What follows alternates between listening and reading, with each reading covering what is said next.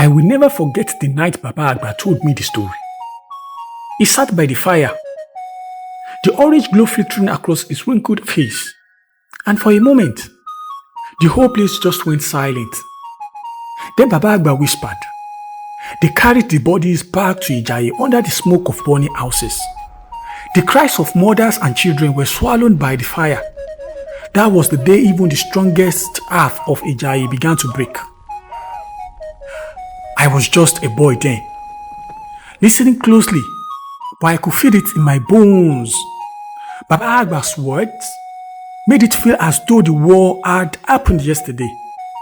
He said, it all began after the death of Alaafin Atiba of Oyo.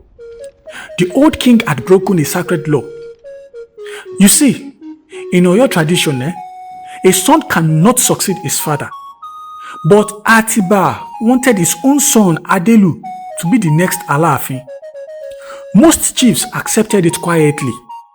But one man, Are Ona Kakanfo, Kurunmi of Ijaye, refused. Kurunmi was not just a leader. He was a warrior whose word carried power like thunder.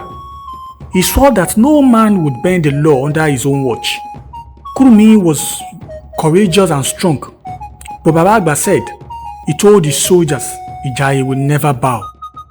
But Ibadan, already powerful and growing in influence, supported Adelu. They sent their best generals like Bashorun Kurunmi and Balogun Ibikunle among them, to make sure the king's will was done. And so, the stage was set. Kurunmi on one side, Ibadan on the other. Baba Agba's voice lowered, and I could feel the tension. The first battles were like storms. The drums of the war beat day and night, shaking the ground. Arrows flew like rain. Spears clashed with shade in thunderous sound. The earth shook under the march of soldiers. Kurunmi's men charged with great strength, like that strength of lions. They raided villages loyal to Ibadan, and in some fights, they captured Ibadan soldiers, tying them to trees and leaving them in the sun. Flames rose from burnt farms. The smell of smoke and blood hung over the land. But Ibadan armies was fierce. Ogunmola moved like a shadow, striking fast, punishing any man who ran from the fight.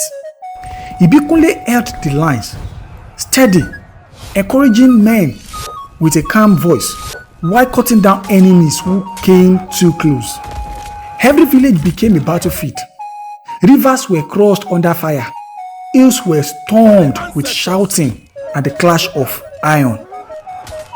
I remember Baba Agba saying that in one fight, the soldiers of Ijaye were pushed back into a hill. They fought with knives, spear, and bare hands.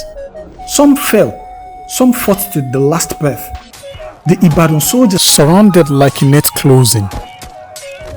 And then, just as hope seemed gone, Kurunmi himself rode their lines on a horse, shouting, "Do not surrender. Die here before you bow." For a moment, men found courage again. They fought back with every ounce of strength.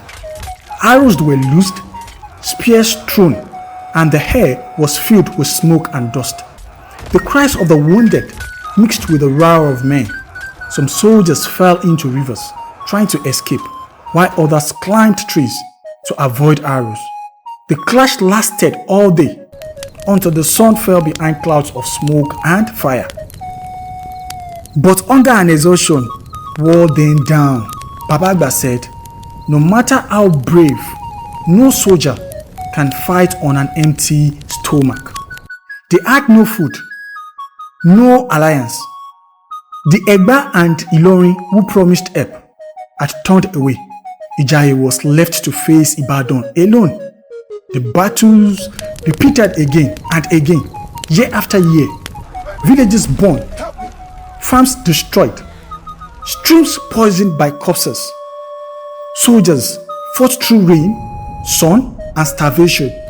Some nights, the war drum stopped, but it was only to bury the dead or count the survivors.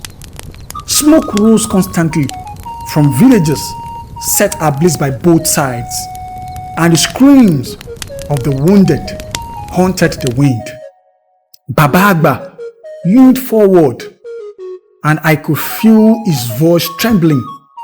I saw mothers boil leather for their children so they would not starve. I saw fathers fight neighbors over a single yam. I saw children who never reached the battlefield die of hunger before the arrows even came. I saw men who once laughed fall silent, their spirits broken before their bodies. Kurunmi refused to surrender. He led his men into one final battle outside the city walls, shouting, "Ijaye will never bow." Men followed him, brave and desperate. The clash was terrible. Word struck shade, spears pierced armor, and the arrows filled the air. But the city could not hold. Hunger, disease, and the relentless strength of Ibadan finally broke them. Baba Agba said, by the 5th year, Kurunmi'S men were few. The walls were breached, families fled, children cried for food that did not exist. Kurunmi men could not save them. Some say Kurunmi himself drank poison to avoid the shame of capture. Some say he simply disappeared into the forest, his spirit leaving the city behind. Well, Ibadan returned victorious. Ogunmola and Ibikunle were heroes, and the city became the strongest in Yorubaland. But Baba Agba reminded me, his eyes heavy with sorrow. He said, truly, they won the war, but the land is soaked in blood. Families were destroyed, villages burnt, children starved. Remember, children, no victory is sweet when it comes at such a cost.